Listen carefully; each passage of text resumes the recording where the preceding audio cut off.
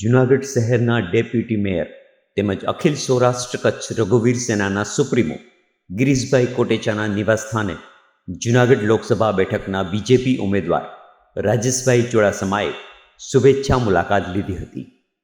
ગીતાબેન કોટેચા તથા ગિરીશભાઈ કોટેચાના પરિવારે તેમનું ભાવભર્યું સ્વાગત કરેલું અને તેમની ભવ્ય જીત માટે શુભકામના પાઠવી હતી. આ તકે ગિરીશભાઈએ રાજેશભાઈ માટે લુણા સમાજના નામે ફરતી થયેલ ફેસબુક પોસ્ટ બાબતે ચીમકી આપેલ અને કારણ વગરના નિવેદનો ના કરવા અપીલ કરેલ.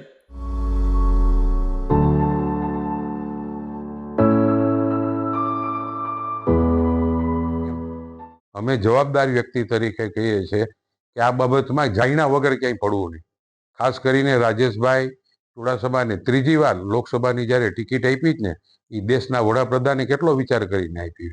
એટલે ખોટી વાતમાં પડ્યા વગર કોઈ પોસ્ટમાં પણ ધ્યાન ન દેવું. કારણ કે હું એક જવાબદાર વ્યક્તિ તરીકે સૌરાષ્ટ્ર અને કચ્છ રઘુવીર સેનાના પ્રમુખ તરીકે તમને કહું છું.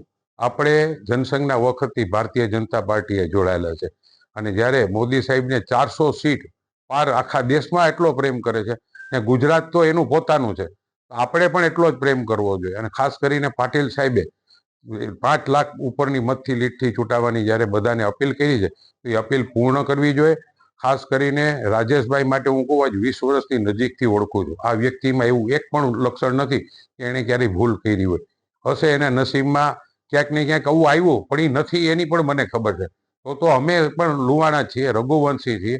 આવી બાબતમાં ક્યાંય પડવું નહીં. હું પણ બધાને કહું છું કે મહેરબાની કરીને આપણે બધા પૂરેપૂરું તન મન ધનથી રાજેશભાઈની મદદમાં લાગી જાય. ફરીને બધાને નમ્ર વિનંતી કરું કે કોઈ પણ પોસ્ટ ન મૂકવી. ખોટી પોસ્ટ મૂકીને હું એનો અર્થ હું તમે કંઈ જાણતા જ નથી, પછી ખોટી પોસ્ટ મૂકવાનો અર્થ હું. એટલે ફરીને આવી કોઈ બાબતમાં ન આવતા એવી નમ્ર બધાને વિનંતી કરું છું.